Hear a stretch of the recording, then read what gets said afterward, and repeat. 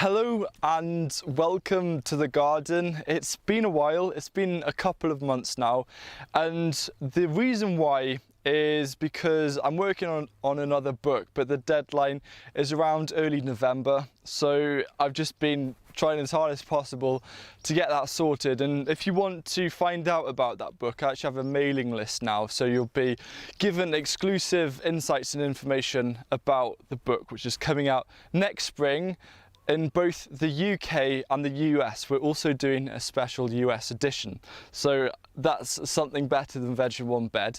But I just really wanted to show you what has happened in the garden, what's happening, the good, the bad, the ugly, and just give you more of an insight with everything that's going on, and just hopefully a nice tour so you can get a real sense of how this garden is working this year.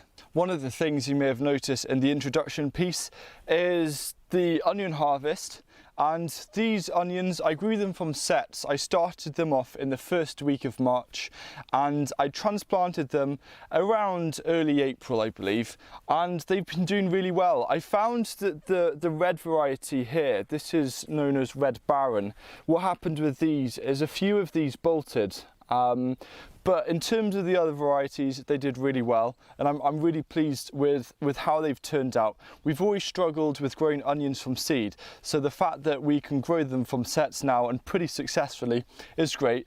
And it also means that I'm going to have copious amounts of French onion soup. So that's me sorted. Last year I made the mistake of mixing up the short-term and long-term brassicas in different beds, and when it came to wanting to do a whole bed of potatoes or leeks, it got a bit confusing because like the kale was still flowering in April and May time, but I really wanted to get the potatoes in. So roughly I've mixed up the longer term brassicas in this bed and the short term brassicas here. Now these big ones are Brussels sprouts, which you might think are kind of a long-term brassica to have in your garden, but these are definitely going to be out by February, as well as these summer cabbages and everything that's grown in here. So this whole bed is going to be clear and a nice blank canvas early on in spring to then put in my first early potatoes. And you can see in the back we've got Jerusalem artichokes, and they're doing really well.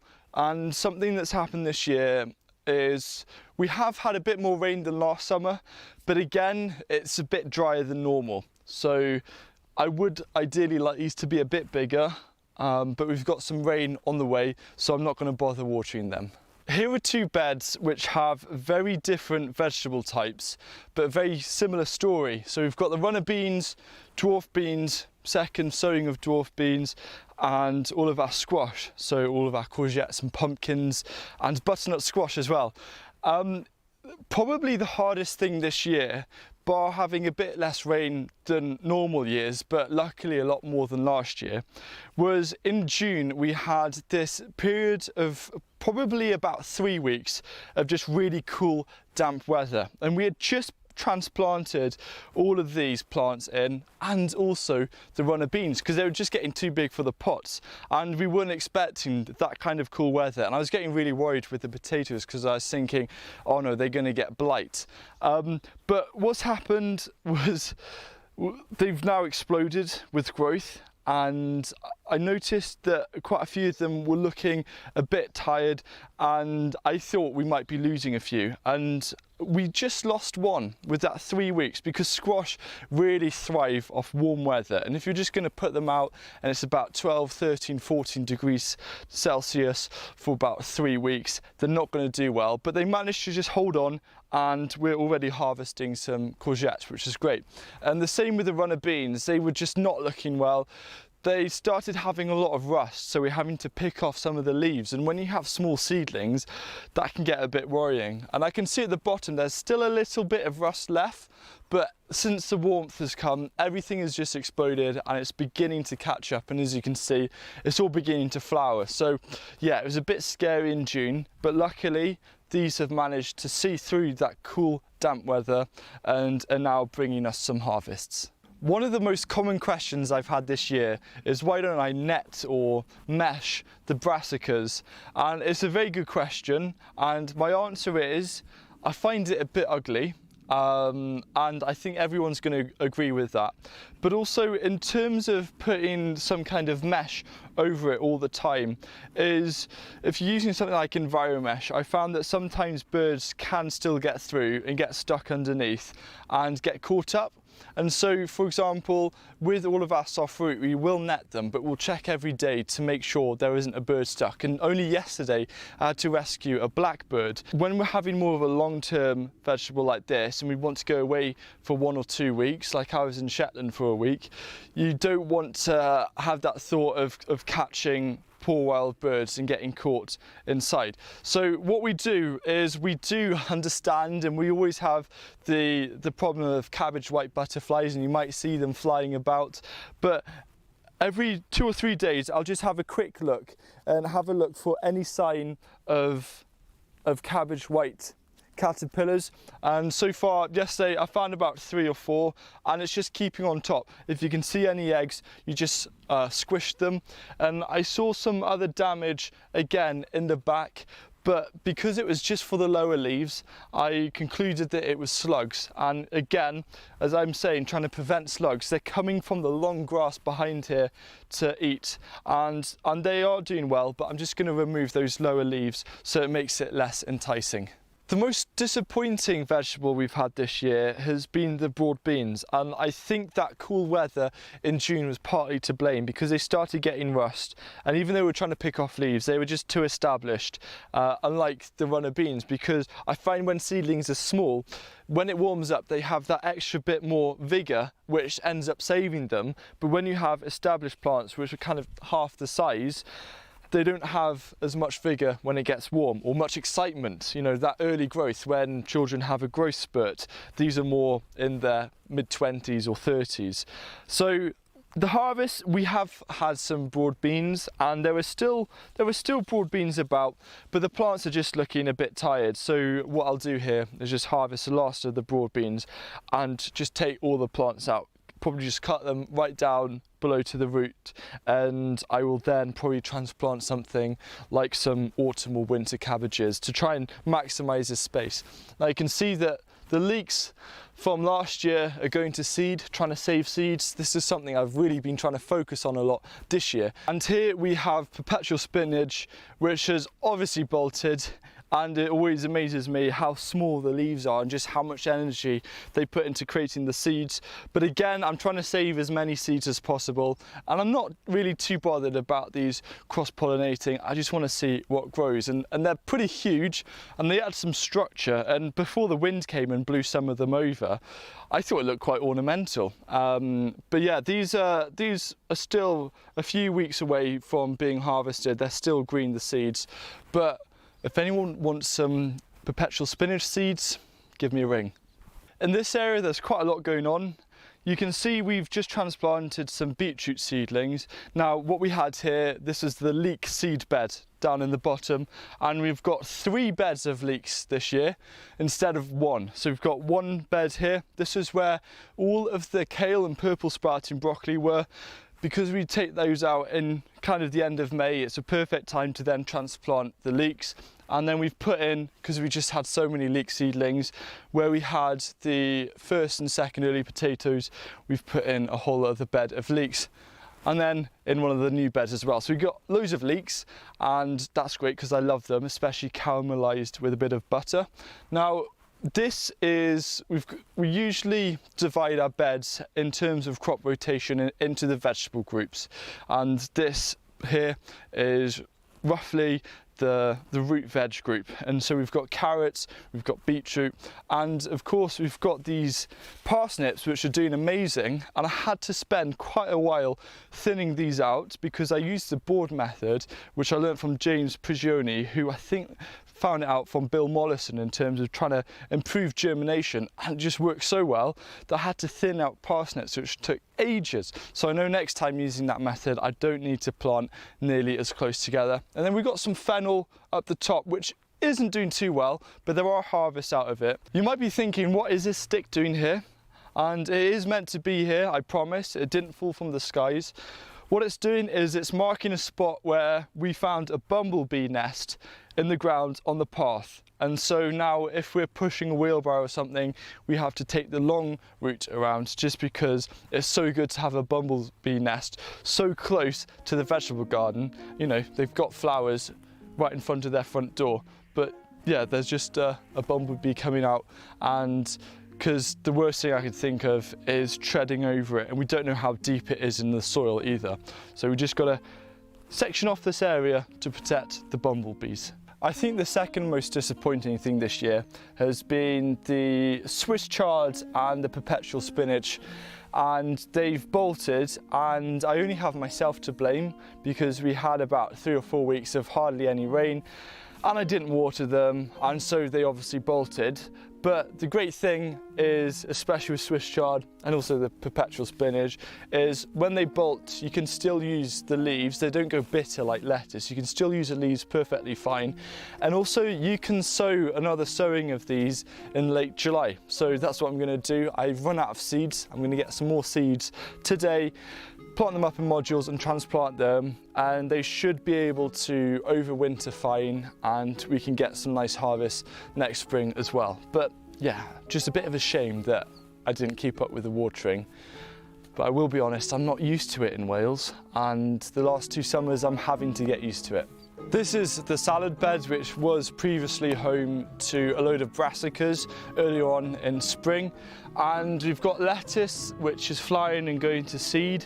And it's quite amazing. These flowers just remind me almost of dandelions, and they only seem to last a few hours before they shrivel up and turn orange. And we had spinach as well. This really luscious growth here is Celtis. Which is very similar to lettuce, and you can eat it just like lettuce, but it's actually a delicacy, I believe, in China, and you can eat the stems. So I'll just break this pot off here.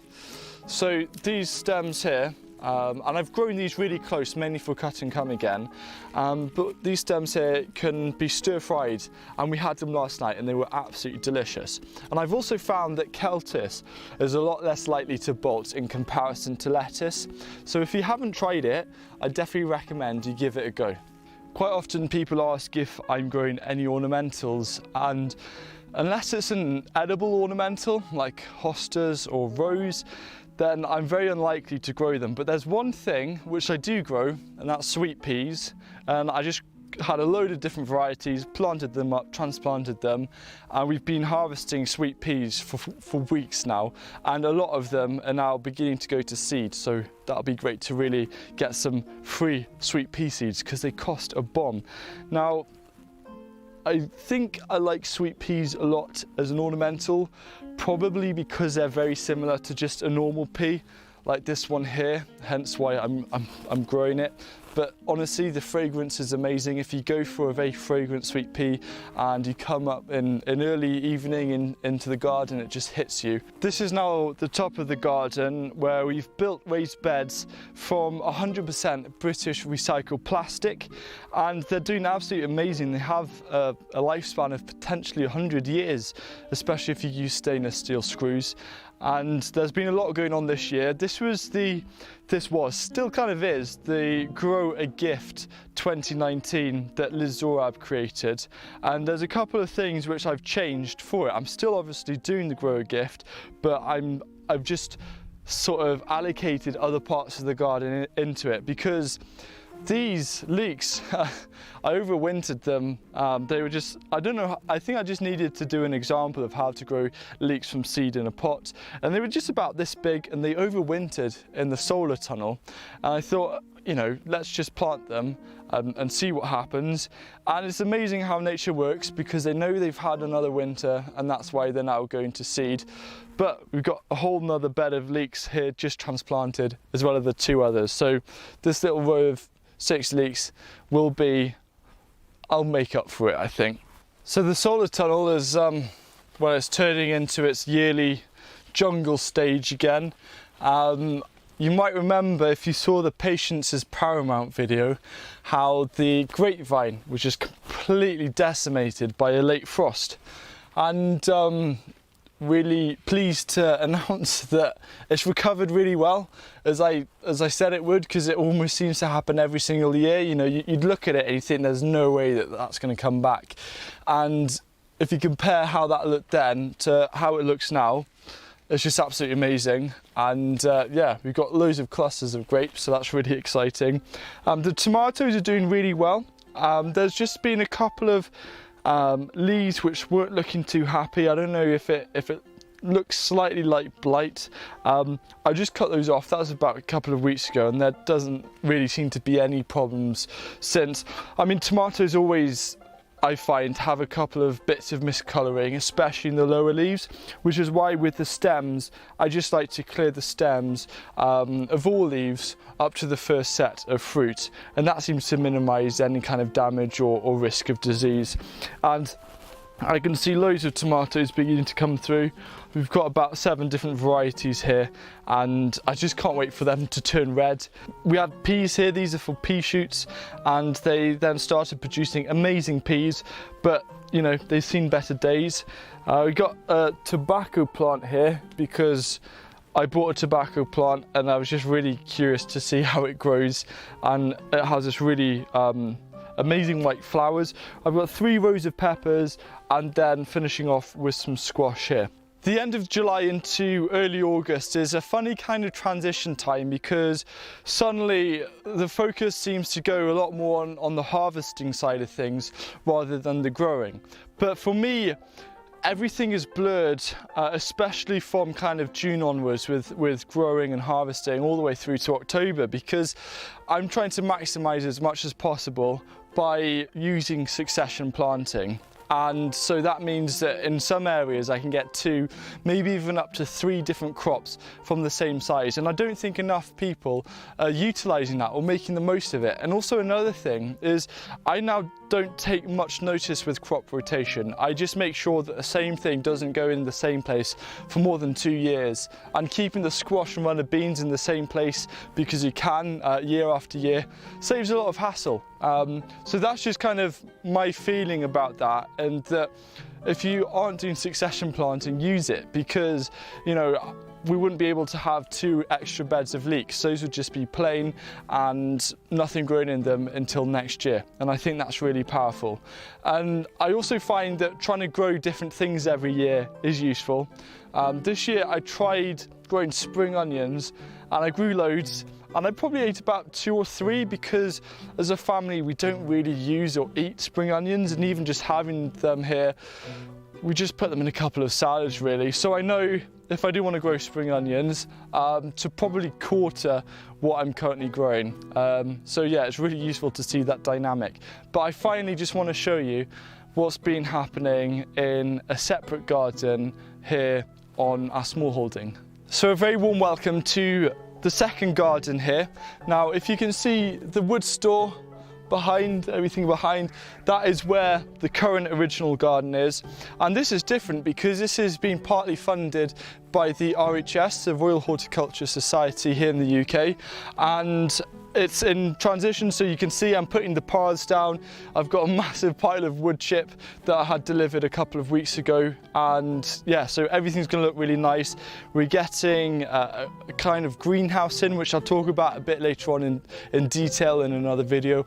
We've got 5 IBC tanks for water storage, so I can store 5,000 litres, so just over 1,000 gallons or so that's really important. But the main idea with this garden is to use experiments and to do trials. So here we've got, you wouldn't believe it, we've got about 46 different varieties of dwarf French bean for a trial, and I'm doing other things. So chickpeas, never grown them before, thought I'd give them a go. They're doing really well. And growing potatoes using different methods. But again, this is very early stages, and the main emphasis is going to be next year. And I'm also doing some pot growing potatoes as an experiment. So I hope this video has given you a bit of a flavour and a feel for what's happening in the garden at this time of year and all of the things going on. And it's almost impossible to include everything because I'll just end up waffling for hours. hours, and I appreciate that you don't want to sit through that. But hopefully it's given you a bit of an overview of the different parts that are happening, what's been working well and what hasn't been working quite so well. And I think one of the best things this year as well has been the potato harvest. It's just been amazing. We've got more potatoes to harvest as well, so I'm really pleased about that. And if you are interested in getting updates on my second book, then please do join that email newsletter. And I'm also really excited because Veg in One Bed has now been translated into French, Dutch and German, so that's really exciting. And the final thing I have to say is I hope you're having an absolutely amazing growing season, and that everything is growing well and you're enjoying all of your harvest, all the fruits of your labour. And if you have any questions, please don't hesitate to ask, or maybe just tell me what's been going well and what hasn't been going well for you this year, so we could perhaps compare.